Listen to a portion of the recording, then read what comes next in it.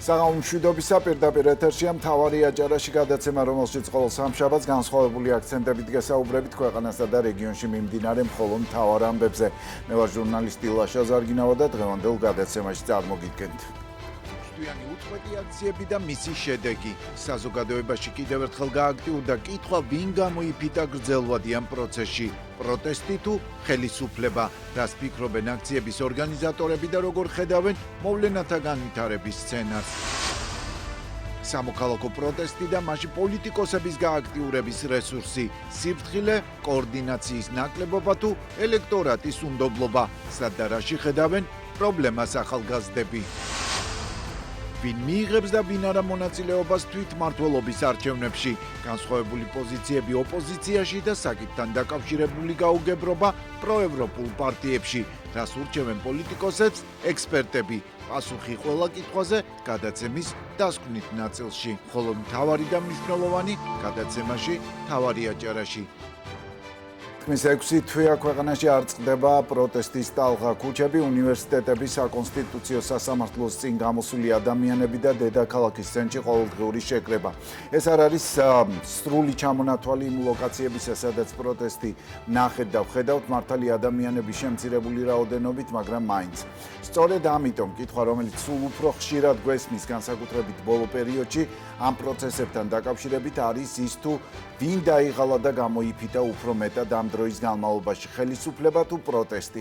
ერთი შეხედვით ხელისუფლება დგას მხარად, ძალაუფლებას ართმობს და საგანმანათლებლო პროცესიც ისე მიუყვება საკუთარ კალაპოტს, თითქოს აქციები არც ყოფილა, თუმცა თუ ოდნავ სიღრმისეულად დავაკვირდებით, საქმე ასე მარტივად არ არის, საგარეო ლეგიტიმაციის შერყევა, მკაფიო დისტანცირება დასავლეთის მხრიდან, საერთაშორისო რიტორიკაში შეცვლილი ტონი, ეს უკვე აღარ არის მხოლოდ ხელისუფლების პოლიტიკის, არამედ ქვეყნის მომავლის საკითხი გახდა.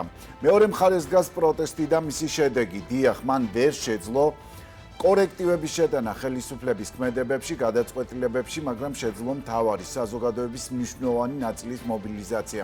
და მაინც არსებობს რამდენიმე სერიოზული გამოწვევა, მაგალითად პოლიტიკოსების როლი ამ პროცესში ჯერაც ბუნდოვანია. ამ ნაწილში ორი მთავარი კითხვა უნდა დავსვათ ალბათ და დავიწყოთ პირველით, რა აშინებთ პარტიებს, რატომ არ აქტიურობენ საპროტესტო აქციებზე. ამ კითხვაზე სავარაუდო პასუხი ალბათ ის, რომ ეს ხდება ახალგაზრდების უნდობლობის გამო, რაც არაერთხელ გვინახავს იგივე საპროტესტო აქციებზე, თუმცა ფაქტია ისიც, რომ ამ სიფრთხილემ თუ სხვა მიზეზებმა წარმოშვა პრობლემა, რაც კოორდინაციის ნაკლებობაში გამოიხატა. კიდევ ერთი, მეორე კითხვა, რომელიც ამ პროცესებში ჩნდება, ლოგიკურად არის ის, თუ სად არის თუნდაც საარჩევნო ბარიერგადალახული პარტიების ამომრჩეველი და დგას თუ არა იმ პარტიის გვერდით დღესაც, რომელსაც 26 ოქტომბერს მისცა ხმა. ამ კუთხით პრობლემები რომ აქვს ოპოზიციას, ამაზე მოწმობს ისიც, რომ ისინი სამოქალაქო საზოგადოებისგან დამოუკიდებლად ვერ ახერხებენ ან არ უნდათ საპროტესტო აქციებში მონაწილეობა ან მისი ორგანიზება და კიდევ ერთი, ოპოზიციამ ამ დრომდე ვერ შეძლო კოორდინაცია და საერთო სტრატეგიული მიზნების დასახვა და მისი ირგვლივ გაერთიანება, რაც მათ საშუალებას მისცემდა გარკვეული პასუხისმგებლობა აეღოთ პროცესებზე, რომელიც ქვეყანაში მიმდინარეობს. ამასობაში კი პროტესტის მთელი სიმძიმე ახალგაზრდებზე გადადის, დაწყებული ქუჩაში ყოფნიდან კოლოსალური ჯარიმები დასრულებული. დღეს სწორედ იმ ახალგაზრდებს მასპინძლობს ჩვენი სტუდია, რომლებიც 174 დღეა მონაწილეობენ აქციებში და ბუნებრივია, ვის თუ არა მათ დაუგროვდათ სათქმელიც და პასუხებიც იმ თემებზე, რომელზეც ჩემს შესავალში ვისაუბრებ. მასშტაბზე წარმოგიდგენთ პირველი ბლოგის სტუმრებს, ლინდა ცინცაძე, ახალგაზრდული მოძრაობა პერსპექტივის წევრი, ილია აბულაძე, ბესეუს სტუდენტი და აქტივისტი თეონა ბერიძე უკვე შემოგვიერთდნენ პირდაპირ ეთერში. მოგესალმებით ახალგაზრდებო, მადლობა თქვენ იმისათვის, რომ მიიღებთ მონაწილეობას გადაცემაში. ილია, თქვენგან დავიწყებ ამ შემთხვევაში. პირდაპირ კითხავთ ყველაზე მთავარს, რაც არის ამ ხნის განმავლობაში კითხვა, რომელიც არსებობს საზოგადოებაში. თქვენი ხედვით ამ ხნის განმავლობაში ვინ დაიღალა ამ კითხვას სვამ გამომდინარე იქედან, რომ ამ მთელ პროცესებში ერთ-ერთი ყველაზე აქტიური ადამიანი ნანუკა ჟორჟოლიანმა დილით დაწერა პოსტი, რომელშიც შეეცადა აეხსნა ამ აქციების ამჟამინდელი მდგომარეობა, პროტესტის ამჟამინდელი მდგომარეობა და რა მიიყვანა ან არ მიიყვანა საპროტესტო აქციები და ხელისუფლება წარმატებამდე თუ წარუმატებლობამდე. და ძალიან დიდი დისკუსია გაიშალა პრინციპში ამ პოსტის ქვეშაც და სხვა სააგენტოებმაც აიღეს საინფორმაციო ეს პოსტი შემდგომში და იქაც მიდის ერთგვარი დისკუსია ამ საკითხთან დაკავშირებით. თქვენი ხედვა როგორია ამასთან დაკავშირებით? ვინ გამოიფიტა, ვინ დაიღალა ამ ხნის განმავლობაში, ხელისუფლება თუ პროტესტი? და რას ხედავთ ამ დროისთვის, ამ მოცემულობაში უკვე? გამარჯობა პირველ რიგში, მადლობა მასპინძლობისთვის. მადლობა თქვენ. კითხვა თუ ვინ დაიღალა და ვინ გამოიფიტა, ამაზე ერთ პასუხს გაგცემთ, ეს არის მთავრობა, იმიტომ რომ პროტესტი არასდროს არ იღლება, შეიძლება მომიტინგეები დაიღალონ, მაგრამ პროტესტი არასდროს არ ჩერდება და თვითონ ეს მოვლენა არის ისეთი, რომ ისტორიამ გვაჩვენა, თუმცა ამერიკის შეერთებულ შტატებში, ინდოეთში, მაჰათმა განდის, მარტინ ლუთერ კინგის მაგალითზე, რომ ადამიანები, რომლებიც საკუთარი უფლებისთვის იბრძოდნენ, იმისთვის იბრძოდნენ, რომ დისკრიმინაცია აღეკვეთათ საკუთარ ქვეყანაში. ისინი რამდენიმე წლის განმავლობაში არ იღლებოდნენ. უფრო ახლოს მოვალ საქართველოს ისტორიაში მაგალითზე თუ გადავხედავთ, გეტყვით, რომ ჩვენი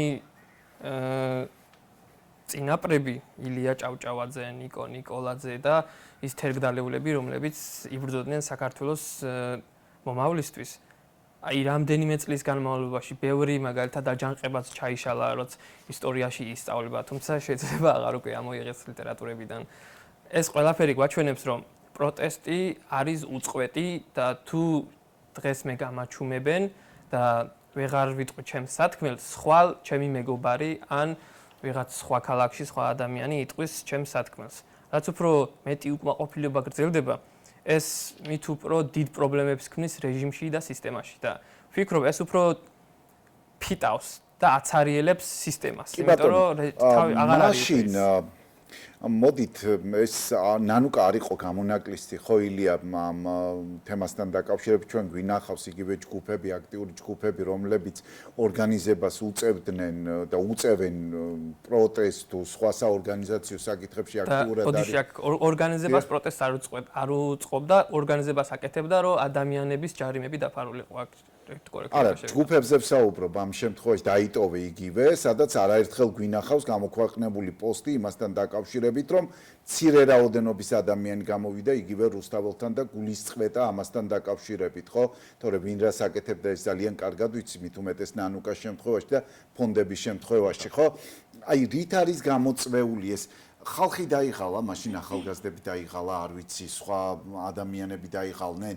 რატომ არ არის დაუშვათ პროტესტი იმ სიმწვავის როგორიც იყო დაუშვათ მე მესმის რომ თავიდან რო იყო ახლა 200 და 300,000 ადამიანი ყოველდღე ვერ გამოვა რუსთაველზე და ვერც ბათუმში ვერც ქუთაისში და ვერც ვერსად მაგრამ ფაქტია ის რომ დღეს ძალიან მცირე რაოდენობა დგას ამ საპროტესტო აქციებზე ადამიანების ხო პროტესტი უკვე გადავიდა შემდგომ ფაზაში და აი ეს არის მნიშვნელოვანი ხო და ცხადია რომ ყოველდღე შეიძლება ერთი და იგივე რაღაც რუტინულად ადამიანმა ვერ აკეთოს, ვაკეთებდით ამას. ყველას საკუთარი საქმე აქვს, საკუთარი სახლი, ოჯახი უნდა მიხედოს რაღაცებს, თუმცა ყველა მიცის რომ დღის ბოლოს სახლში რომ მიდიან, საკუთარ სათქმელს ინტერნეტით, სოციალური ქსელითან რაღაცით მაინც იტყვიან, მაგალითად საერთაშორისო დონეზე მეგობრებთან გადააზიარებენ, რომ ჩემს ქვეყანას სჭირდება დახმარება და თუნდაც აი ესე მაინც მივა ის სათქმელი, რომ სანქციებია საჭირო უკვე მთავრობის წარმომადგენლებისთვის. გასაგებია. კი ბატონო, დაგიბრუნდებით, ლინდა, თქვენ კითხავთ იგივეს. თქვენ რაში ხედავთ პრობლემას ზოგადად? თუ პრობლემას არა ცვლილებების საჭიროებას რა მიმართულებით ხედავთ, რა კუთხით ხედავთ, იმიტომ რომ არავინ თქვენზე უკეთ ადამიანები, რომლებიც ამ პროტესტში პირველივე დღიდან ხართ და შეიძლება ითქვას, რომ საქართველოში ბათუმი იყო პირველი ქალაქი, რომელმაც ბიძგი მისცა ზოგადად ამ პროტესტს, ხო, ქვეყანაში მთლიანობაში. ყველაზე უკეთ ხედავთ, რაშია პრობლემა, რაშია პროგრესი, რაშია რაღაც ცვლილებები განსახორციელებელი, ხო, რა უნდა დარჩეს უცვლელი და ასე შემდეგ. აი, სად არის პრობლემა, სად არის პროგრესი და სად არის რეგრესი ამაზე რო ვისაუბროთ. მოგესალმებით, მადლობა მოწვევისთვის და აქვე მინდა მივლოცო ყველა მე-12 კლასელს დღევანდელი დღე ვუსურვებ ერთიან და ევროპულ საქართველოში ცხოვრებას. რაც შეეხება პროცესის გაგრძელებას, ჩვენ პირველები ვიყავით უნივერსიტეტში რომ დავიწყეთ პროტესტი და მაშინ ოპოზიციურმა პარტიებმა რაღაცნაირად დაგვისახეს ეს იდეა, რომ ეს პროცესი იქნებოდა გრძელვადიანი და ჩვენ არ უნდა ავყოლდით ემოციებს, უნდა ყოფილიყავით მშვიდობიან აქციებზე, რაღაცა მუხტიც იყო, ძალიან ბევრი ხალხი გამოდიოდა, აი კობახეთის განცხადებას ძალიან ბევრი ხალხის პროტესტი მოყვა და ზოგადად ამ გრძელვადიანმა პროცესმა გამოიღო შედეგი ის, რომ დღეს უკვე შემცირდა ადამიანების რაოდენობა, ისინი აღარ გამოდიან, ასე ქუჩაში არ აფიქსირებენ პოზიციას, თუმცა დარწმუნებული ვარ, რომ რაღაცა განსაკუთრებული მოვლენით მოხდება, ეს ადამიანები ისევ გამოვლენ, მაგრამ არის პრობლემა იმაში, რომ უკვე 6 თვეა გარეთ გავართ და ოპოზიციური პარტიებიდან რაღაც არის მის ერთობის ხმა, შეიქმნა წინააღმდეგობის პლატფორმა. ოპოზიცია ახსენეთ თავიდანვე თქვენი საუბრის დასაწყისშივე, ხო? ეს იყო ერთგვარი საზოგადოებისთვის აკიდებული კომპლექსი, ასე უხეშად რომ თქვათ, რაც თქვენ ახლა ახსენეთ. დიახ, ერთგვარი კომპლექსი იყო, იმიტომ რომ აი ყველა გადაცემაში, ყველა გამოსვლაში, ყველა მედიასთან ამას ვასახელებთ, რომ ეს პროცესები არის გრძელვადიანი, არ უნდა გავჩერდეთ და წინასწარ ვუსახავდით საკუთარ თავს იმას, რომ დიდი ხნის განმავლობაში მოგვიწევდა პროტესტში ყოფნა. და საბოლოოდ არ ვიტყვი, რომ გამოვიფიტეთ და ძალა დავკარგეთ, თუმცა არაორგანიზებულმა და უმართავმა პროცესმა ხალხის თვითდინებამ რაღაცა მიგვიყვანა დეზორიენტაციამდე და საბოლოოდ მოვედით აქამდე, რომ ჩვენი პროტესტი შემცირდა, შესუსტდა და ზუსტად ეს გამოიწვია იმან, რომ ოპოზიცია, რომელსაც მივეცით ხმა, რომელიც იყო ჩვენი არჩევანი და მათი ხელმძღვანელობა და პასუხისმგებლობა უნდა ყოფილიყო ამ საკითხებზე, თუნდაც აქციის საკითხებზე, იყო ჩუმად და ისინი გვევლიებოდნენ როგორც აქტივისტებად და არა პოლიტიკოსებად და საზოგადოებას მხოლოდ ესაუბრებოდნენ რაღაცა ტელევიზიით. მე დავსვი სხვათა შორის შესავალში კითხვა, სად არის მათი ამომრჩეველი, ხო? ისინი ამბობენ, რომ არჩევნები გაგვიყალბესო, მაგრამ იმ გაყალბების მიუხედავად, როგორც ისინი ამბობენ, მათ ძალიან ბევრმა ამომრჩეველმა მისცა ხმა, ხო? ბარიერგადალახული 4 პარტია ყავს კოალიცია მინიმუმ ქვეყანაში, ხო? შესაბამისად მათი ამომრჩეველი იმ რაოდენობით რა ხმებიც მათ აიღეს, ხო? არ ვიცი, შეიძლება მე ახლა ვიღაცამ ჩამითვალოს, რომ რაღაც არასწორად ფორმულირებას ვაკეთებ, მაგრამ აქციებს მე არ მინახავს პრინციპში, ხო? თავარი ძალა მაინც იყო სტუდენტები, იყო ახალგაზრდები და რა თქმა უნდა ის მოქალაქეები, რომლებიც შეიძლება არც ერთ პოლიტიკურ პარტიას არ უჭერდნენ მხარს, მაგრამ უჭერენ მხარს ქვეყნის ევროპულ განვითარებას და ევროპაში ინტეგრაციას, ხო? აი რატომ ვერ მოახერხა? კი ბატონო, რაც შეეხება ამომრჩეველს, ზოგადად აი ეს პროტესტი ჩვენს ისტორიაში მე მგონი ერთ-ერთი განსაკუთრებული პროტესტია, რადგან ამ ხნის განმავლობაში გარეთ ვდგავართ და დასაწყისში ძალიან ბევრი ადამიანი გამოვიდა და ეს შეუძლებელია, რომ სრული მობილიზება მოხდარიყო ამომრჩევლის, თუმცა როგორც თავიდან ვახსენე, პოლიტიკური პარტიების ნაკლებმა აქტიურობამ ამ საკითხში გამოიწვია ის, რომ ამორჩეველი დარჩა უყურადღებოდ და აქციებზე ძირითადად აქტიურობდნენ სტუდენტები, ანუ ამაში ცუდი არაფერი არ არის, თუმცა დღესაც ვხედავთ იმას, რომ ამ საზოგადოებაში და განსაკუთრებით მათ ამორჩეველში არის რაღაცა იმედგაცრუება და ისინი ნდობას არ უცხადებენ პოლიტიკურ პარტიებს, თუმცა მეორე ნაწილზეც მინდა ვისაუბრო,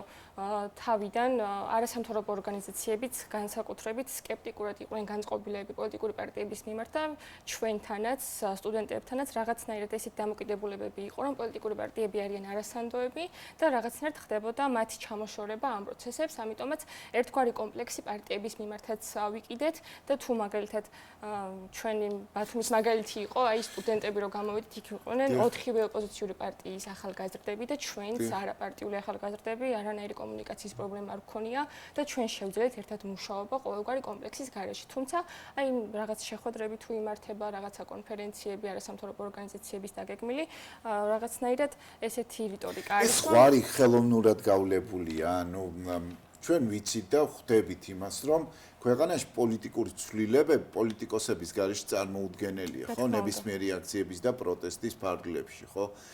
გასაგებია სამოქალაქო პროტესტი, მაგრამ სამოქალაქო ხელისუფლება ვერ გვეყოლება საბოლოო ჯამში მაინც პოლიტიკოსები აკომპლექტებენ მათ შორის ხელისუფლებებს და ასე შემდეგ, ხო?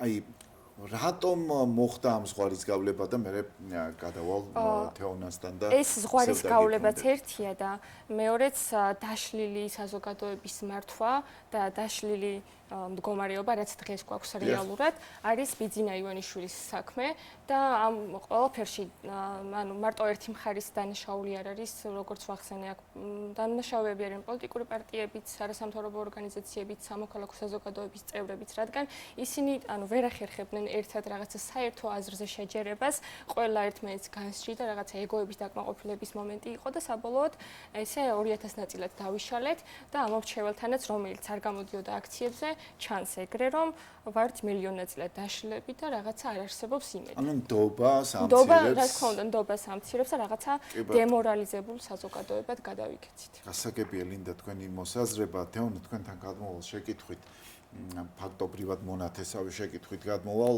უკვე 174 დღეა ქვეყანაში უწყვეტ პროტესტ მიმდინარეობს ვახსენეთ ბათუმის დამსახურება ამ ყველაფერში, იმიტომ რომ ინერცია ამ პროტესტს მისცა ბათუმმა პირველად აქედან დაიწყო საპროტესტო ტალღა, ხო? რას ხედავთ ამ პერიოდში ყველაზე მნიშვნელოვან მიღწევად, რას ასახელებდა ყველა სერიოზული გამოწვევა, რა შეიძლება დავინახოთ ამ დღეების განმავლობაში, ამ ხნის განმავლობაში, რამაც გავლენა მოახდინა დაუშვათ იმაზე, რომ ერთ-ერთი ყველაზე აქტიური ადამიანია ხო ნანუკა ჟორჟოლიანი ახლა რაც არ უნდა ვთქვათ რომ მხოლოდ ჯარიმების გადახდაში ეხმარებოდა აქციის მონაწილეებს ესე ხო არ არის ლობიანების გამოუცხვია და დაურიგებია იმ აქციებზე და ყოველდღიურად ამ აქციის მონაწილეების გვერდით მდგარა და გვინახავს ეს ხო და მას ყავს ძალიან დიდი აუდიტორია ამავე დროს და ის როცა წერს ასეთ პოსტს რომელიც დღეს ნახეთ ჩვენ ეს პოსტი ხო მისი სოციალურ ქსელში ეს არ არის შემთხვევით დაწერილი პოსტი, ხო? ვრცელი პოსტიც არის და რაღაც პრობლემამ ამ მოსაზრებამდე ადამიანი მიიყვანა ერთ-ერთ ყველაზე ოპტიმისტი ადამიანი, ხო? ამ მიმართულებით. აი თქვენ როგორ ხედავთ ამ პროცესს, მოკლედ ამ კითხვის შინაარსიდან რო გამოვიდეთ? მოგესალმებით პირველ რიგში და მადლობა მოწვევისთვის. მადლობა თქვენ მობრძანებისთვის. ხო, თქვენ ახსენეთ ნანუკა ჟორჟოლიანი ოპტიმისტი ადამიანი არისო და სიმართლე რომ გითხრათ, მეც საკმაოდ მიუხედავად იმისა, რომ ძალიან ბევრი ნიჰილისტური შემთხვევა მქონდა აქციებთან მიმართებაში და თითქმის მიუხედავად იმისა, რომ სკოლის მოსწავლე ვიყავი, პირველივე დღიდანვე ეს ხელისუფლება არ მომწონდა ჩემი ინტუიციური, მაშინ ვერ ხსნიდი რაოდენ რატო იყვნენ ზოგადად რუსული ხელისუფლების წარმომადგენლები, მაგრამ ახლა და ახლა როდესაც რეჟიმმა ფარდა ჩამოიხსნა, უკვე ნათელი გახდა ეს ყოველივე. ხო, მეც საკმაოდ შეიძლება ითქვას ნანუკა ჟორჟოლიანი ოპტიმისტი ტიპი ვარ და მე მგონია რომ ამაში რაღაც სკეპტიკურად არ უნდა შევხედოთ მის პოსტს, იმიტომ რომ ბუნებრივია კოცებისგან განსხვავებული. დამაფიქრებელია, რა თქმა უნდა. კი, რა თქმა უნდა, დამაფიქრებელია და ჩვენ ოპოზიციაში მყოფი ხალხი იმით განსხვავდებით ქართული ოცნების წარმომადგენლებისგან, რომ ჩვენ შეგვიძლია ჯანსაღი კრიტიკა და მიღებაც შეუძლია მათ შორის ნანუკა ჟორჟოლიანს და მე მგონია რომ ნანუკა ჟორჟოლიანის პოსტი, რომელიც ახლა საკმაოდ ისეთია განხილვადი თემა, ძალიან მნიშვნელოვანი რაღაცის მიანიშნებელი არის. კი, გზავნილი არის ის, რომ ადამიანები ვიღლებით და რა თქმა უნდა ბუნებრივია, იმიტომ რომ ამდენი დღის მანძილზე, როდესაც ქუჩაში ხარ, თოვლში, როდესაც ტრანსპორტის გარეშე მთელი ბათუმი შემოვიარეთ და მაინც უდრეკად, მედგრად ვიბრძოდით ამდენი დღის მანძილზე, რა თქმა უნდა ბუნებრივია, რომ ჩვენ ადამიანური რესურსები რაღაც კუთხით თითქოს დაამოვწურეთ, მაგრამ ნანუკას ავიწყდება მხოლოდ ერთი რამ, რომ ჩვენთან, ანუ ხალხო მართლა დამრწმუნეთ, ჩვენ ქართული ოცნების წარმომადგენლებისგან იმით გავსხვავდებით, რომ ჩვენ გვაქვს ფენიქსური ხასიათი. დავიღლებით მივალთ სახში, მივიდეთ ხალხს და კი რა თქმა უნდა, ანუ ძალა არის ჩვენში და ქართული ოცნებას ვერ წარმოუდგენია ის ფაქტი, თუ რატო დგავართ ესე ამდენი დღის მანძილზე ჯიუტად, იმიტომ რომ სიმართლე და მორალი დგას ჩვენს მხარეს რა და აუცილებლად გავიმარჯვებთ, რა თქმა უნდა, ახალგაზრდები თუ რაღაც კრიტიკული მომენტი დგება, არ ვიცი, საიდან რა ძალას პოულობთ, ასეთ შეგიძლიათ ყველაფერი სიყვარული. კი, ყველაფერთან მიმართებით იყო მდგრადებით თეონა. ერთი არის мотивация და მეორე არის დემოტივაცია, ხო? თქვენ გიწევთ ალბათ თქვენს თანატოლებთან ურთიერთობა, მათ შორის იმ ადამიანებთან, რომელიც გარკვეული პერიოდის განმავლობაში თქვენთან ერთად იდგა ამ აქციებზე, იყო ამ პროტესტში ჩართული. არ ვიცი, შეიძლება ყოველდღე ადამიანი ვერ გამოდიოდეს ქუჩაში, მაგრამ ის იყოს ამ პროტესტის მონაწილე და შინაგანად უჭერდეს ხარს, ხო? ესეც ნაწილია იმ პროტესტის თანამონაწილეობის, ხო? რა განწყობები, აი სად არის პრობლემა თქვენს თანატოლებს, როცა ეკითხებით, როცა მათი მოსაზრებები გესმით ხოლმე.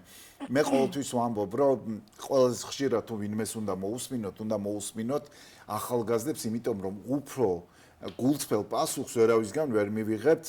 დიდი ხანი აუდიტორიებში ვარ და ზუსტად ვიცი ხოლმე რა შეუძლიათ, მართლა როგორ შეუძლიათ ახალგაზრდებს ყველა კითხვაზე კონდეთ როგორი და რანაირი პასუხი. აი სად არის პრობლემა მათი გადმოსახედიდან, აი თქვენ თუ გეხმარება თქვენს თანატოლებთან კომუნიკაცია დაუშვათ იგივე შემდგომ მერე რაღაც იპოვოთ ახალი მეთოდები, სტრატეგიები, რომ უფრო აქტიური მოქალაქე ხართ, ხო, უფრო აქტიური ახალგაზრდა ხართ, შეიძლება სხვებთან შედარებით და შემდეგ განახორციელოთ ეს ყოველდღიურ პროტესტში, ხო?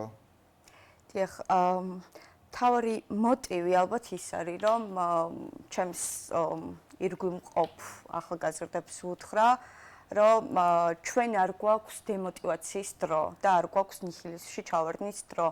აი ჩვენს მორალზე გადის, აი უამრავი პოლიტპატიმარი გვყავს და არ გვაქვს უფლება რომ დავნებდეთ.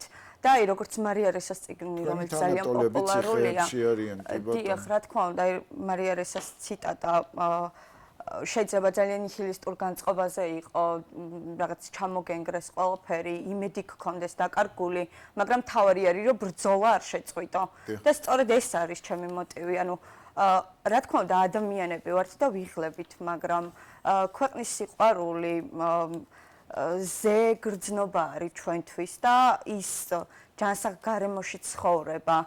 ეხლა 26 მაისიც ახლოვდება და რაღაც დამოუკიდებლობის დღისთვის ვემზადებით თითქოს, მაგრამ რომელ დამოუკიდებლობაზე არის საუბარი, როდესაც სახელმწიფოში ყველანაირი ინსტიტუცია, რაც კი გვაქვს, ყველაფერი ჩამონგრეულია, პოლიცია რეალურად აღარ გვყავს. სასამართლოზე ხო საუბარი ზედმეტია.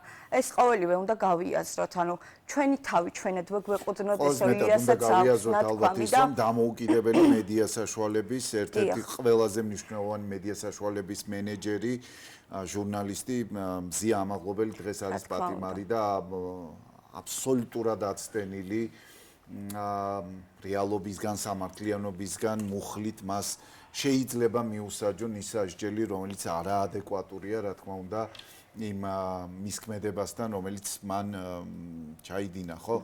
ილიასთან გადავალ და დაგიბრუნდებით ისევ გოგოებო, ძალიან დიდი მადლობა თქვენი პასუხებისთვის.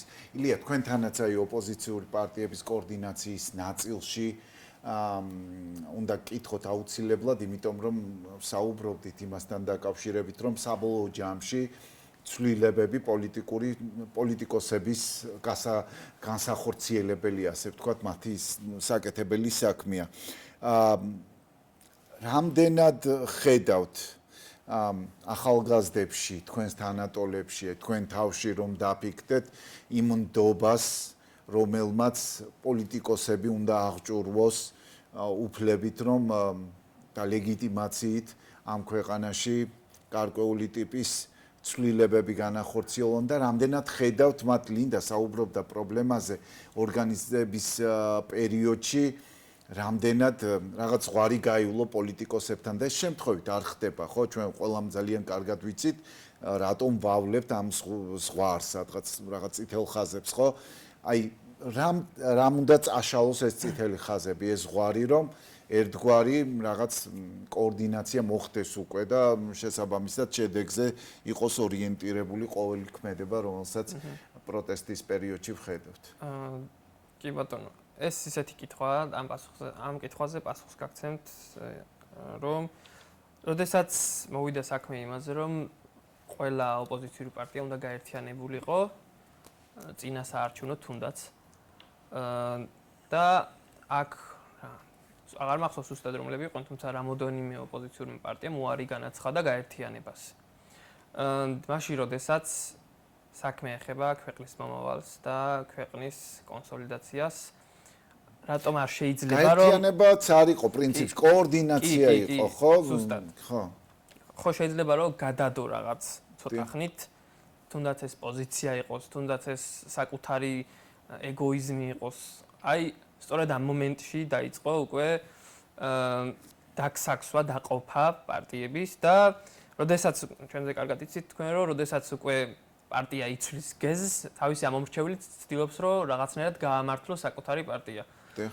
მოქალაქეებსაც შორის რაღაც ესეთი განწყობა ჩამოყალიბდა, რომ რახანაც მაგალითად ჩემმა პარტიამ რაღაც სხვა მიმართულებით წავიდა, სხვა გეზი აიღო, მე ვცდილობ რომ რაღაც აი თქვენთან გავამართლო ეს ჩემი პარტია და ვთქვა რომ აი იცი ამათმა თქვენმა პარტიამ რაღაცა შეცდომა დაუშვა და ჩემებმა სწორად წავიდნენ. აი ეს სალაპარაკო არ უნდა ჰქონოდათ მოქალაქეებს უნდა ჰქონოდათ ერთი მიზანი რომ შეეცვალათ ხელისუფლება, რომ უმრავლესობაში არ ყოფილიყვნენ მაგალითად ქართული ოცნების წარმომადგენლები. მათ შორის წინასაარჩევნო პერიოდში, არ ვიცი, პარტიების საქმიანობა უფრო აქტიური რო ყოფილიყო, შეიძლებოდა მათ შორის შეიძლებოდა თუ არა უფრო კითხვის შინაარს ატარებს ეს ჩემი თქვენ და მომართვა, შეიძლებოდა თუ არა რომ იმ ოდენობის ხმები აიღოთ მათ რომ ვერცერთ სხვა გარემოებას დაუშვათ იგივე არჩევნების შედეგებზე როგორც ისინი ამბობენ ხელისუფლების ჩარევას გავლენა არ ქონოდა ხო რამდენად წინასაარჩევნო პერიოდში მათი აქტიურობა იყო საკმარისი ესეც განხილვის თემა უნდა იყოს ალბათ ჩვენ ზოგადად არ გვიყვარს ხოლმე რაღაც დისკუსიები პრობლემებზე ხო ჩვენ გვიყვარს ჭხუბი მე ჭხუბით ვამთავრეთ რაღაც პერიოდი ახალ ჭხუბამდე რაღაც ახალ მოვლენამდე ამბებს და მე ისევ ჭხუბობდა ასე და ანალიზი არ ხდება იმის თუ რასთან გვაქვს საქმე ხო აი ამაზეც ალბათ რა ვიცი გიფიქრიათ სხვადასხვა ჭხუბზეც ვიტყვით რომ აი ძალიან ცუდია ქართულ კულტურაში ის რო გვაქვს რომ როდესაც ადამიანებს პოლიტიკოსებს არგუმენტები ელევათ გადადიან ყვირილზე და ჭხუბზე და ძალიან ცუდი კულტურაა ეს პირველ რიგში. მეორე ის არის რომ საკუთარ თავს უსვამ ამ რიტორიკულ კითხვას ყოველ დღე, ან პასუხი განა ვიცი, მაგრამ მაინც უსვამ, როდის გახდა ქართველი კაცისთვის, ქალისთვის თავისუფლებაზე, საკუთარ უფლებაზე უფრო მნიშვნელოვანი ჭამა და სმა. როდესაც საკუთარ უფლებაზე წინ რაღაც გასართობს და აყენებ, რასაც უკვე რუტინად და პრინციპად აქცევ, რასაც უკვე საკუთარ ღირსებასაც წირავ შემდეგ. ეს ხდება უკვე ამ დროს იწყება უკვე იმ დასასრულის და საწყისი, რასაც ქვია სამშობლოს სიყვარული. დიახ. გასაგებია.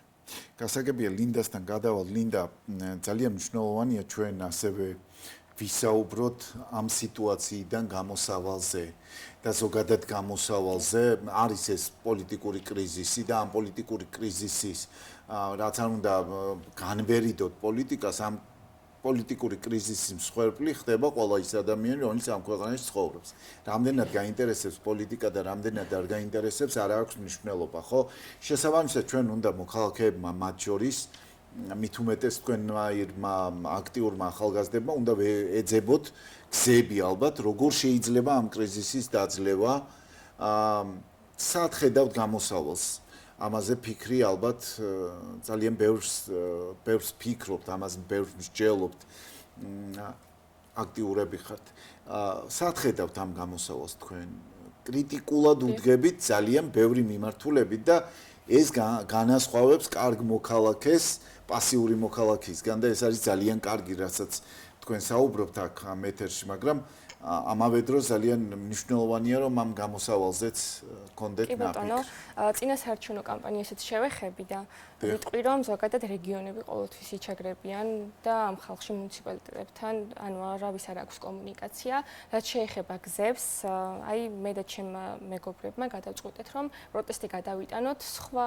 ტერიტორიულ ერთეულებშიც არ იყოს მხოლოდ მაგალითად საკონსტიტუციოსთან და გავხადოთ მრავალფეროვანი, რადგან გვაჩვენა ამ მოცემულობამ რომ მუდმივად იქ ერთ ერთ ადგილას ყოფნა მუნიციპალიტეტებში. კი ბატონო, არ არის ინფორმაციულ ვაკუუმშია მაინც საზოგადოება და ანუ კონკრეტულ მონაკვეთებში მუნიციპალიტეტებში ხალხს არ აქვს ამაზე ინფორმაცია. აი შეხვედრა გქონდა მე და ილიას მაჭახლის ხეობაში ვიყავით გასული მოსახლეობასთან, სადაც ჩვენ და გასაკვირად ძალიან კრიტიკულად განწყობილი მოსახლეობა დაგხვდათ, ან საკმაოდ ასაკოვნები. ისინი ეწინააღმდეგებოდნენ არსებულ რეჟიმს, ძალიან დიდი ინფორმაცია ჰქონდათ ევროკავშირზეც, არ მოსწონდათ ადგილობრივი მმართველობა, მაგრამ რაღაცა არ ჰქონდათ ინფორმაცია ზოგადად ოპოზიციურ პარტიებზე, არ იცნობდნენ ისინი ოპოზიციური პარტიების წარმომადგენლებს და არ ეგულებოდათ ალტერნატივა ძალა, რომელსაც მიეკედლებოდნენ, ისინი არიან რაღაცა დარჩენილი ქართული ოცნების ხელში. და რეალურად ჩემი აზრით გამოსავალი ის არის, რომ ახალგაზრდებმა უნდა მოვირგოთ ერთგვარი მედიატორების როლი და კომუნიკაცია დავამყაროთ საზოგადოების თითქმის ყველა ნაწილთან, შეძლებს დაგვარად რეგიონებში, მუნიციპალიტეტებში, სოფლებში. ვის ხედავთ მოკავშირედ ამ პროცესში? ლინდა, გასაგებია რომ ახალგაზრდები, მაგრამ ისე უნდა განმეორდნენ, სამწუხაროდ გვიწევს ამაზე მუდმივად საუბარი, მაგრამ გჭირდება მხარდაჭერა, ეს არის პოლიტიკური პროცესი. რაც არ უნდა ჩვენ გაუმიჯნოთ ახლა პოლიტიკური პარტიები ჩვენი საქმიანობიდან, ეს არის პოლიტიკური პროცესი და ამ პოლიტიკურ პროცესში ჭირდება ნებისმიერ ჯგუფს ნებისმიერ სახის დახმარება რომ წარმატებულად და თუნდაც ოპოზიციური პარტიების პირველ რიგში ოპოზიციური პარტიების თანადგომა და გარკვეული პასუხისმგებლობების აღება არის საჭირო იმისათვის რომ ეს პროცესები განსხვავებულად წარიმართოს და რაღაცა შედეგზე გავიდეთ და არასამთავრობო ორგანიზაციებმაც რაღაცა რესურსი უნდა ჩადონ ფართოდ რაღაცა რეგიონებზე და არა კონკრეტულ ჯგუფებზე რის ანუ შედეგიც მოვიდა დღემდე ისე რომ რაღაცა მაინც საბოლოოდ დავრჩით ერთ წელზე ინფორმაციული ვაკუუმი ახსენ დიახ გისმენთ ილია დიახ ლინდას ხას გავაგზავნე იმ შემთხვევაში რომ იმ კონტექსტში რომ აი სოფლებში ადამიანებს იმიტომ აღარ აქვთ უკვე ბევრი ინფორმაცია ბევრ რაღაცაზე და იმიტომ აღარ არიან დაინტერესებული რომ პირველადი საშუალება აი წყალის სუფთა წყალი არ არის ან ზოგ შემთხვევაში წყალი საერთოდ არ არის მაგ 86 92 78 წლის ბებია ბაბუებისთვის რომლებიც ეზოში ძლივს გადაადგილდებიან და აი სწორედ ამიტომ უკვე მეორე ხარისხოვანი ხდება ესეთი ღირებულება, როდესაც არის თავისუფლება, თორემ დარწმუნებული ვარ სოციალური პრობლემები გავლენას. როდესაც წყალი მე არ მექნება, როდესაც საჭმელი და წყალი მე არ მექნება, მე პირველი აი იმაზე უნდა ვიფიქრო საკვებზე რით გადავიტან დღევანდელ დღეს.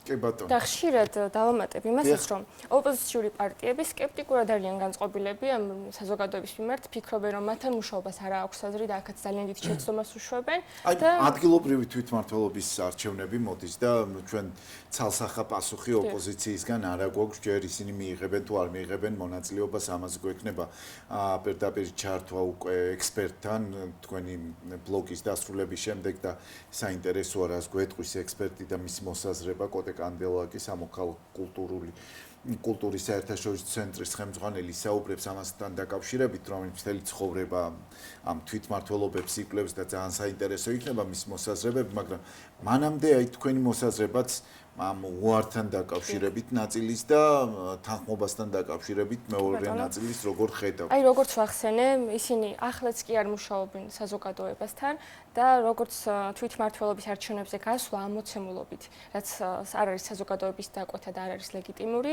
ისე არ გასვლას დამაზიანებელი ოპოზიციისთვის, იმიტომ რომ ორივე შემთხვევაში დაიშლებიან, ორივე შემთხვევაში დაკარგავენ ნდობას და საკუთარ ამორჩეველსაც. ამიტომაც ვფიქრობ, რომ რაღაცნაირად ერთიანი ძალა უნდა აი ეს არ გასულა თუნდაც ხომ უნდა აუხსნას ვიღაცამ თავის ამომრჩეველს. რა თქმა უნდა, ისინი არ საუბრობენ და ეკრანიდან საუბარით საკუთარ აუდიტორიასთან, ამომრჩეველთან შეიძლება არც იყოს შენი ამომრჩეველი, მაგრამ მაინც აინტერესებდეს შენი მოსაზრება. მე არ ვიცი რეგიონები ახსენეთ თქვენ რომ მეტნაკლებად ყოველთვის დაჩაგრული არისო ალბათ რეგიონებში პოლიტიკოსებს უფრო მეტი აქტიურობა მართებთ. კი, რა თქმა უნდა, და იმდენად ჩიხში არიან შესულები და იმდენად დავნეულები, ზუსტ პასუხს ვერ გვცემენ გავლენ არჩევნებზე, არ მიიღებენ მონაწილეობას, ამიტომაც საზოგადოებაში რომ მათ დამინდობა არ არის, ეს ლოგიკურია. კი ბატონო. მან იმას დავამატებდი ერთს, რომ ძალიან ნაკლებია საქართველოში შიგნით პარტიული კრიტიციზმი, ანუ კრიტიკა რომ მოისმინო შიგნით პარტიაში, აი არ არის კულტურაში შემოსული. ჩვენი მხრიდანაც ძალიან დაბალ დონეზეა კრიტიკის მაჩვენებელი, ჩვენ უფრო აი თქვით კიდევაც ხო ჩხუბობთ ხოლმე ძირითადად და აქ ვილანძღებით ხოლმე ძირითადად ხო კონკრეტული პარტიების მიმართ, თორე კონკრეტული რაღაც გადაწყვეტილებებთან, ყოველ საჯარო გამოსვლასთან დაკავშირებით იგივე დამოკიდებულება და კრიტიკული დამოკიდებულება რომ გქონდეს, როგორც ეს განვითარებულ ქვეყნებში ალბათ ჩვენი პოლიტიკოსებიც უფრო აქტიურები იქნებოდნენ. არამედ ჩვენ იმას ვამბობ, რომ შიგნით პარტიაში მე რო პარტიის წევრი ვარ და თქვენც რო პარტიის წევრი ხართ, თქვენ არ უნდა მოგერიდოთ ჩემი გაკრიტიკება. რა თქმა უნდა. აი ამის ნაკლებობა. კი ბატონო. და კიდე ვინც აკრიტიკებს, შიდა კრიტიკა როგორც კი იწყება და ის პარტიები იშლება ჩვენ გვინახავს და სხვადასხვა ჯგუფებად გასული. მოსულობა გვაქვს ახლა. კი ბატონო, სამწუხაროდ და გრძელდება კი როგორც ლინდა თქვა თეონა. თქვენთან უნდა ვისაუბრო იგივე თემასთან დაკავშირებით, აი გინდა არ გინდა რაღაც ტიპის კი არა და ყველაზე მნიშვნელოვანი პასუხისმგებლობა ამ პროტესტის განგრძობაში და ზოგადად ქვეყანაში არსებული მოცემულობის შეცვლაში არის პოლიტიკოსების, პოლიტიკური პარტიების ამ შემთხვევაში პროევროპული ოპოზიციის პრეროგატივა, ხო, მათი ფუნქცია, მათი მოვალეობა, არ ვიცი, ყველაფერი ერთად აღებული, თუმცა ჩვენ ხედავთ, რომ მათი გავლენა ამ პროცესებზე არის მინიმალისტური. იმდენიც არა, რამდენიც შეიძლება სამოქალაქო საზოგადოებას კონდეს. მე დარწმუნებული ვარ, რომ ხელისუფლებას უფრო ის აფიქრებს, თქვენნაირი ახალგაზრდები რა რაოდენობით გამოვა ქუჩაში, ვიდრე რა სიტყვის კონკრეტული პოლიტიკოსი ან კონკრეტული პოლიტიკური პარტია. სამწუხაროა ეს, რა თქმა უნდა, იმიტომ რომ ოპოზიცია იმისთვის არსებობს, რომ ხელისუფლებას კონდეს მუდმივად ერთგვარი რიდი თავისი ოპონენტების, ხო? როგორ ხედავთ ამ პროცესის გაჯანსაღებას, ჩვენ თვითმმართველობის არჩევნები ვახსენეთ და ალბათ ესეც იქნება კიდევ უფრო გააღრმავებს, ასე ვთქვათ, საზოგადოებაში დაბნეულობას, იმიტომ რომ ლინდამ სწორად აღნიშნა, რომ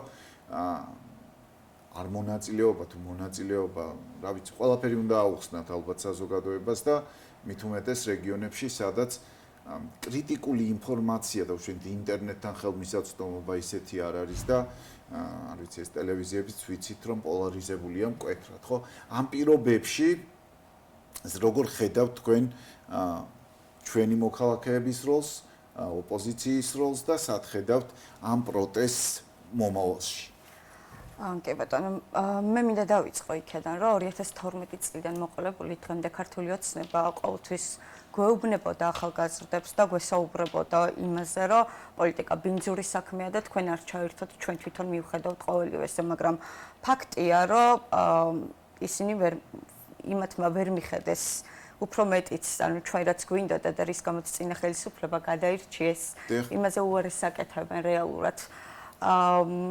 ჩვენ გვინდოდა ევროპული დასავლური ღირებულებებით სავსე ქვეყანა აგვაშენებია, მაგრამ იმათმა მავნებლურმა რეჟიმმა მოგვიყვანა დღემდე. გვეუბნებოდნენ, რომ პოლიტიკოსები არ უნდა ჩაერივნონ პოლიტიკურ პროცესში. და როდესაც აი 2015 წლიდან სადღაც 6 თვის დაბრუნებული ვარ აქ და ცხოვრობდი თბილისში, პარლამენტთან მაქვს თითქმის ყოველივე დღე გატარებული და ყოველთვის იყო ის სკანდირება ქვემოდან, რომ პოლიტიკოსები არ გვინდა, მიუხედავად იმისა, რომ იყო პოლიტიკური პროცესი, პოლიტიკური პროტესტი. ეს ყოველივე, რა თქმა უნდა, პოლიტიკურ პარტიის ლიდერებში რა თქმა უნდა, ეს ყოველივე რაღაც ნიჰილიზმს თესავს, თუმცა დრო არის, რომ რაღაცნაირად ამ ნიჰილიზმისგან გამოვიდნენ, აიღონ პასუხისმგებლობა და ის რაც არის სამოქალაქო საზოგადოებაში დაკვეთილი, აი მუდმივად ჩვენს პულსზე უნდა ედოთ ხელი და უნდა გააკეთონ ის, რასაც ვითხოვთ. მართალია ქართულმა ოცნებამ, უბრალოდ რუსულმა რეჟიმმა ძალიან კარგად მოახერხა პარტიული დაქსაქსულობა და ისეც ხო ჰიბრიდული ომის შემადგენელი ნაწილია ჯერ კიდევ რომის იმპერიიდან მოყოლებული, რომელიც რუსეთი აგრძელებს ერთგვარად რაღაც ოპოზიციის დაქსაქსვა. კი, არ გაჭირვებია, ხო, არ გაჭირვებია, იმიტომ რომ რაღაც ინციდენტებს არ გავიხსენებთ უფრო სწორედ ოპოზიციურ ლიდერებთან მიმართებით.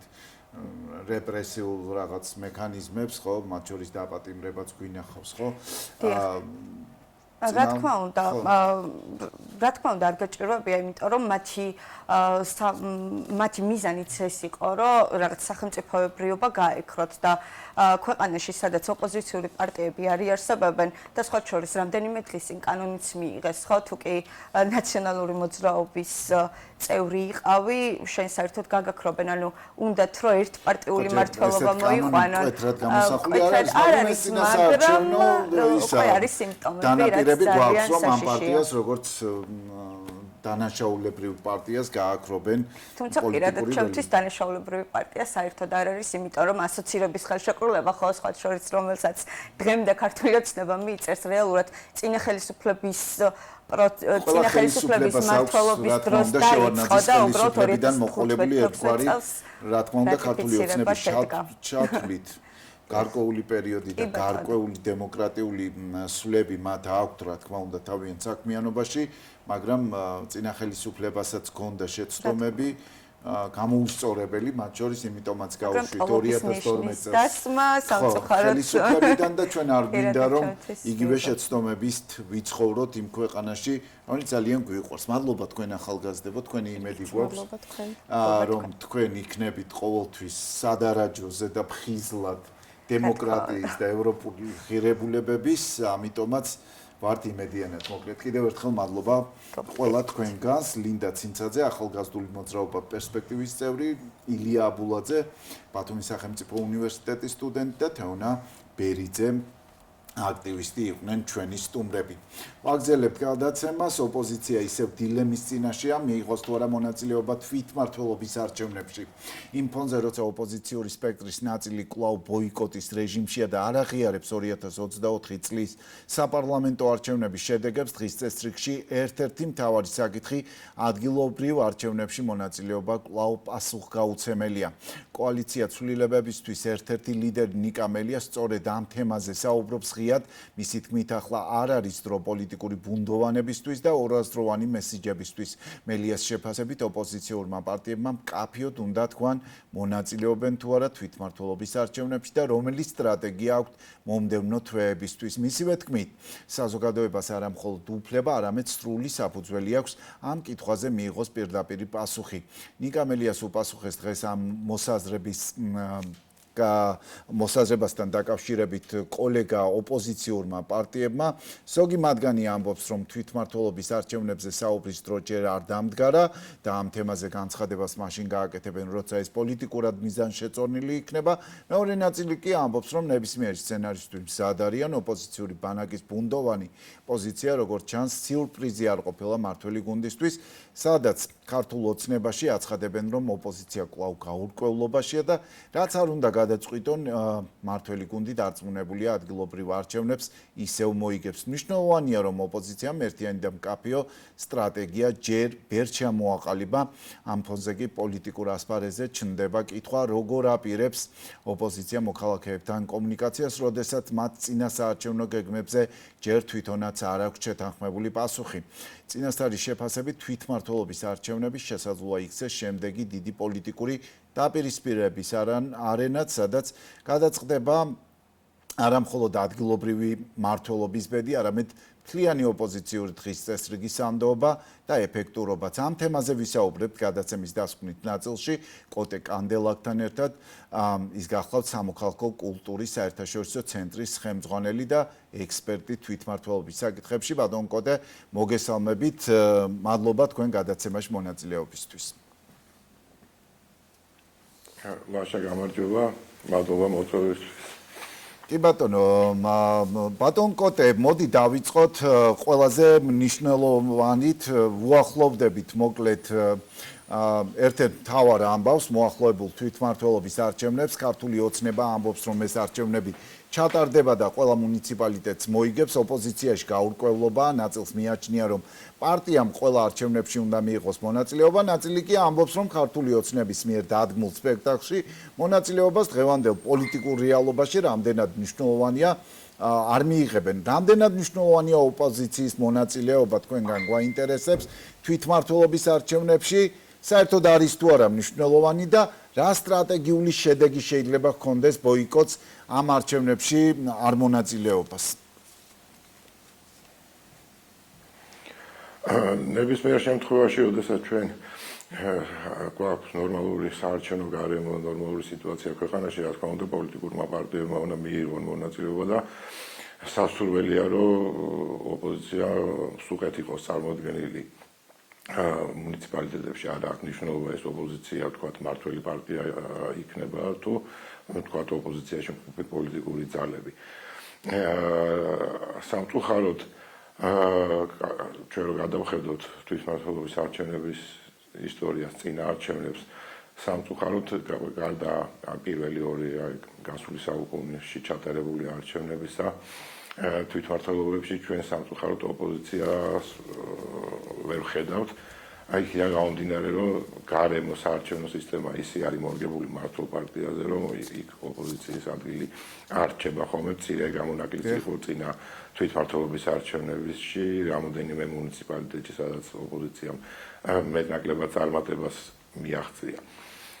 დღეს ისეთი გარემოა შექმნილი საქართველოში, რომ თუ რადიკალურად 180 გრადუსით არ შეიცვალა სიტუაცია, ისე სამართლიან თავისუფალ საარჩევნო გარემოზე და საარჩევნო პროცესზე ლაპარაკი გაძნელდება. ალბათ ყველა შემთხვევაში, როგორც არ გინდა მიიღოს ოპოზიციამ არჩევნებში მონაწილეობა, გინდა არა, მაინც ჩვენ ეს თავისუფალი საარჩევნო გარემო არ გვექნება და ყველა შემთხვევაში ალბათ უარყოფითად შეფასდება. კიდევ ერთხელ ვიმეორებ, თუ ეს რადიკალურად სიტუაცია 180 გრადუსით არ შეიცვალა. რა უნდა შეიცვალოს, ბატონ კოდე, ეს არის ალბათ მნიშვნელოვანი, რა უნდა შეიცვალოს იმისათვის, რომ მიიღოს ოპოზიციამ, ერთი მხრივ ოპოზიციამ მიიღოს არჩევნებში მონაწილეობა და მეორე მხრივ ამომრჩეველს მიესცეს პირველ რიგში ხმის მიცემის საშუალება სასურველი პარტიებისთვის, ხო? ამ ქვეყანაში არ არის მარტო ქართული ოცნების ამომრჩეველი ან გირჩის ამომრჩეველი, მაგალითად იმისგან ვიცით, ხო, იაგო ხვიჩიასგან, რომ ის აპირებს ამ არჩევნებში მონაწილეობას. შეიძლება გახარიას პარტიაც იყოს წარმოდგენილი, ისინი ამბობენ, რომ მემზადებიან, თუმცა ჯერ არ განუცხადებიათ მკვეთრად, მკაფიოდ მიიღებენ თუ არა არჩევნებში მონაწილეობას, ხო? აი, ყველა ამომრჩეველს, ყველა პოლიტიკური პარტიის ამომრჩეველს რომ მიეცეს ამ არჩევნებში მონაწილეობის უფლება, ხმის მიცემის უფლება, რა უნდა შეიცვალოს 180 გრადუსით, როგორც თქვენ საუბრობდით? პირველ რიგში ჩემი მოსაზრებით ალბათ სრულფასოვანი ბოიკოტი მაინც ვერ განხორციელდება.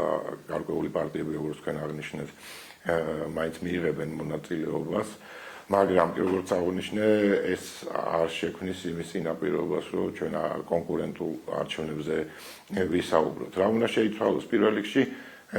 გარემო, ასე ვთქვათ, ხელისუფლებამ უნდა გადმოდგას საპასუხო ნაბიჯი და მიაღწიოს ოპოზიციასთან მოსახლეობასთან კონსენსუსს და უნდა შეწყდეს ეს პოლიტიზირებული სასამართლო პროცესები იქნება თუ ეს დაპირისპირება უნდა დაჯდნენ მოლაპარაკების მაგიდასთან ალბათ და შემდგომ უკვე ამისა გადავიდეს საუბარი უკვე კანონმდებლობის ცვლილებაზე, იმიტომ ამ კანონმდებლობის პირობებში, რომელიც ჩვენ გვაქვს დღეს და აი ცვლილებები, რომელიც რამდენიმე თვის წინ გახორციელდა საარჩევნო კოდექსში, ის დადებითი რაც იყო, ისიც კი გააუქმა პარლამენტმა და დღეს ამ საარჩევნო კოდექსით ჩატარებულ არჩევნებში ორი თუ მეტი ნაბიჯით წინ არის მართველი პარტია და ყველა შემთხვევაში ოპოზიციას გაუჭირდება სასურველი შედეგის მიღწევა მიუხედავად იმისა, რომ რამდენი მხარდაჭერა იქნება მას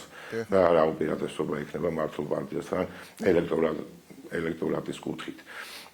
აქედან გამომდინარე, ეს კომპლექსური არის, არ არის რომ მარტო კანონმდებლობა თქვათ გავაუმჯობესეთ, შევცვალეთ საარჩევნო სისტემა, მაგრამ არ შეიცვალა გარემო, ხო? აქ უამრავ საკითხზე შეიძლება ვისაუბროთ, თავს არ შეგაწყენთ ამაზე მრავალი საათი არის დღეები ნასაუბრები, ხო? უკვე ჩამოყალიბებულია ის მოთხოვნები, რა მოთხოვნებიც ამომრჩევლებს ოპოზიციას აქვს ხელისუფლების მიმართ. აი ამის მერე ეს ნელ-ნელა ძალიან მცირე დრო არის სამწუხაროდ დარჩენილი 4 თვეზე ცოტათი მეტი, იცით რომ არჩევნები კონსტიტუციით და კანონმდებლობით ოქტომბრის 1 შაბათ დღეს უნდა გაიმართოს. დიახ. და აქედან გამომდინარე თუ ანუ ერთ პოზიციაზე აი რა თქვენ აღნიშნეთ რომ ერთიანი სტრატეგია არ აქვს ოპოზიციას ჩამოყალიბებული ეს არის ძალიან ცუდი და ამ შემთხვევაში არ მგონია მოესწროს სრულფასოვანი მონაწილეობა ამ არჩევნებში ოპოზიციის მხრიდან და ერთად აღნიშნავ რომ საარჩევნო სისტემა ისე შეიცვალა რომ თუ განსაკუთრებით მაჟორიტარულ ნაწილში თუ წინა არჩევნებზე ჩვენ პროპორციული სისტემის პრიმატი გქონდა, ანუ უფრო მეტი დეპუტატი პროპორციული სისტემით ხდებოდა საკრებულოში, ეხლა ეს შეიცვალა, დაუბრუნდა 2017 წლის კანონმდებლობას და აქ უკვე თითქმის ყველა მუნიციპალიტეტში მაჟორიტარების ასე ვთქვათ, უფრო მეტი მაჟორიტარი აირჩევა ვიდრე პროპორციული, სადაც მართლ პარტიას ექნება უპირატესობა იმ გაგებით, რომ უბრალო უმრავლესობით ხდება გამარჯვებულის გამოვლენა და თუ ორი კანდიდატი არ დაუპირისპირდა ერთმანეთს და თქვათ ოპოზიციამ კიდაც მიიღოს მონაწილეობა და ისინი საკუთარი კანდიდატებით წარდგებიან, ამ შემთხვევაში მათი ხმები გაიყოფა და უპირატესობა ისევ მართლ პარტიას დარჩება, ეს იქნება თბილისი თუ სხვა მუნიციპალიტეტები და ამისი ჩვენ გამოცდილება უკვე გვაქვს და ნახეთ წინა არჩევნებში თუ ამ საარჩევნო სისტემით რა შედეგს ვიღებთ. თუმცა ფაქტი ისაა, გამომდინარე აი სტრატეგია მნიშვნელოვანი. თუმცა ფაქტი ისაა ბატონ კოტე, რომ არჩევნები თუ კი ჩატარდა, არის ალბათობა, რომ ერთპარტიული პარლამენტის შემდეგ უკვე გვექნება ერთპარტიული საკრებულოებიც, ხო? თუ ოპოზიცია საბოლოოდ გადაწყვეტს ბოიკოტს, რა თქმა უნდა, ამ შემთხვევაში რას ნიშნავს ეს ადგილობრივი თვითმმართველობის განვითარების კუთხით, მისი მუშაობის კუთხით, რა დილემაა თავად ოპოზიციისთვის და რა თქმა უნდა საერთო ჯამში ქვეყნისთვის და იმ ადამიანებისთვის, ვინც ამ თვითმმართველობებში ცხოვრობთ. ეს ძალიან სავალალოვანი და მე წეგანაც აღნიშნე, რომ სრულფასოვანი მონაწილეობა ოპოზიციის ძალიან მნიშვნელოვანია და განსაკუთრებით ეს თვითმმართველობების დონეზე, რომ იგივე მართლმა პარტიამ თუ ოპოზიციამ ანგარიშვალდებულად იგრძნოს თავი ამ მომრჩევლის წინაშე. რომ ის საკითხები, რომელიც ვთქვათ, 100 სხვადასხვას იწვევს და ჩვენ მრავალად ვნახეთ, ხო, იგივე ეს იქნება თვითმმართველი ქალაქები თუ სათემო მუნიციპალიტეტები, სადაც მოსახლეობა ხშირ შემთხვევაში ადგილობრივი ხელისუფლების მიერ მიღებულ გადაწყვეტილებას პროტესტიც ხდება. ვთქვათ, ეს მონაწილეობა, ჩართულობა მოსახლეობის მოქალაქეების არ ხდება და პოლიტიკური ცხოვრება კარგი რაგებით არ მიმდინარეობს, ხო? ოპოზიცია სადაც ანუ 2-3 ადამიანით არის წარმოდგენილი საკრებულოებში, იქ რა თქმა უნდა ისინი სრულფასოვან საქმიანობას ვერ ახორციელებენ და ასე შემდეგ. სამწუხაროდ ჩვენ ვერ მივახციეთ თვითმმართველობის დონეზე ესეთ პლურალისტური საკრებულოების და თვითმმართველობის წარმომადგენლობითი ორგანოების ჩამოყალიბებას. ამას ყოველთვის ხელს უშლის, როგორც ვთქვით, საარჩევნო სისტემები, რომელსაც მართველი პარტია საკუთარ თავზე ირგებს ყოველთვის. აი ერთადერთი გამონაკლისი იყო მეტნაკლებად 21 წელს ჩატარებული თვითმმართველობის არჩევნები და იქ გამოჩნდა, ხო, ვთქვათ, სხვადასხვა საკრებულოებში ოპოზიციამ სუკეთ იქნა წარმოადგენელი ზოგიერთ საკრებულოში გამარჯვებაც კი მოიპოვა. მაგრამ იქაც სხვადასხვა მანიპულაციები ჩაერთო ცენტრალური ხელისუფლების მხრიდან, კარგად ვიცით ეს და მაინც გარკვეულ უპირატესობას მიაღწია მართლმა პარტიამ. ამ შემთხვევაში ჩვენ აი გვინდა სასურველია, რომ იყოს ისეთი სიტუაცია ქვეყანაში, რომ ყველა პოლიტიკური ძალა გავლენიანი მონაწილეობას მიიღებს, იქნება სრულფასოვნად წარმოდგენილი საკრებულოებში.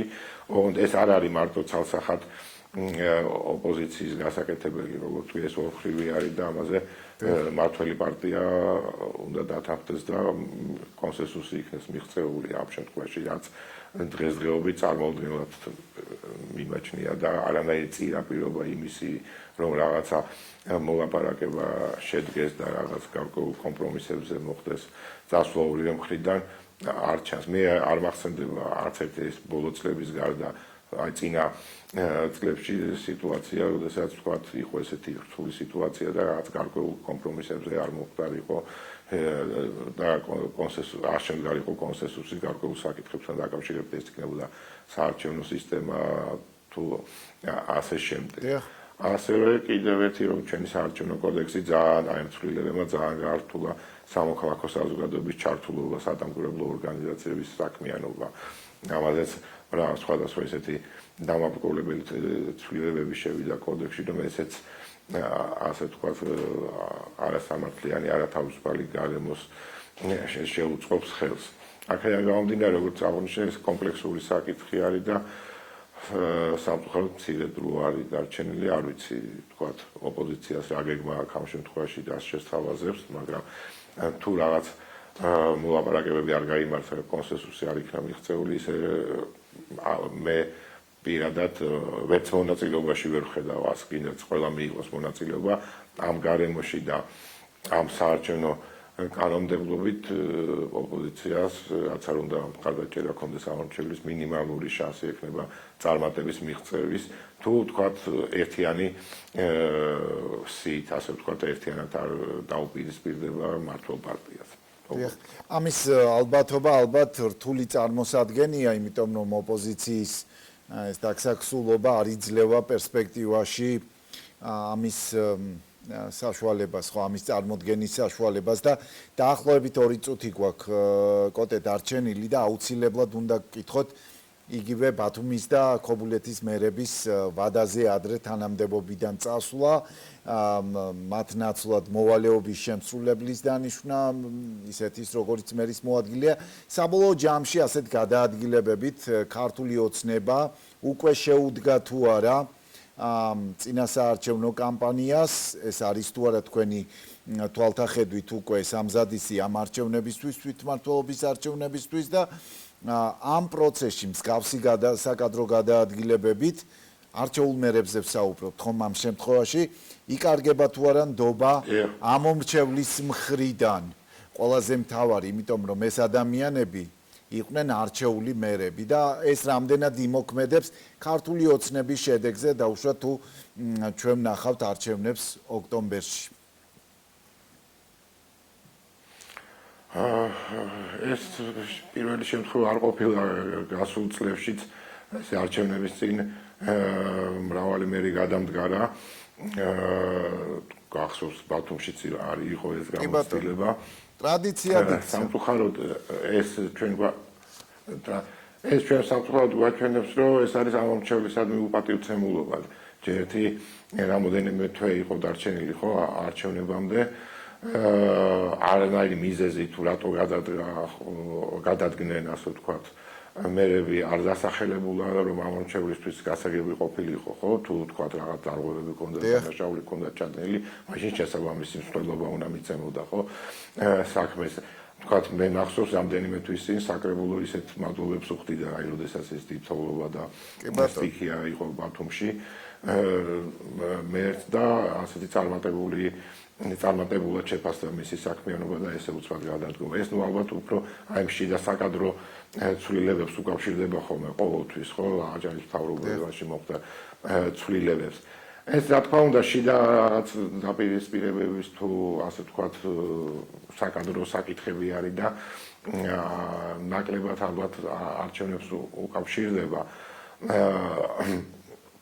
მაგრამ როგორც ასე ვამბობ ეს ტენდენცია როდესაც პირდაპირ არჩეული მერები ყავს ხო და ეს აჩვენებს იმას რომ სამწუხაროდ ეს არჩეული მერები არ თვლიან თავს ანგარიშვალდებულად ამორჩევლების წინაშე და ისინი ანგარიშვალდებული მხოლოდ საკუთარი ასე ვთქვათ ზემდგომების ანუ პარტიის მიმართ არის მათ ზემდგომი არ ყავთ რა თქმა უნდა მაგრამ ისინი თვლიან რომ მათ ზემდგომი ყავთ და ეს ზემდგომები სადღაც თბილისში კაბინეტებში სხედან გასაგებია, მადლობა. მეორებ რომ ეს ამორჩეულობა უნდა გაითვალისწინოს. დიდი მადლობა. მადლობა თქვენ კოტე კანდელაკი, ექსპერტი თვითმმართველობის საკითხებში საუბრობდა ჩვენს ეთერში. ასეთი იყო დღევანდელი მთავარი აჭარაში და მთავარი თემები. ერთმანეთს კვლავ სამშაბათს ისევ 21 საათზე შევხვდებით. მე სწორედ ამ დრომდე გებრუნდებოდი.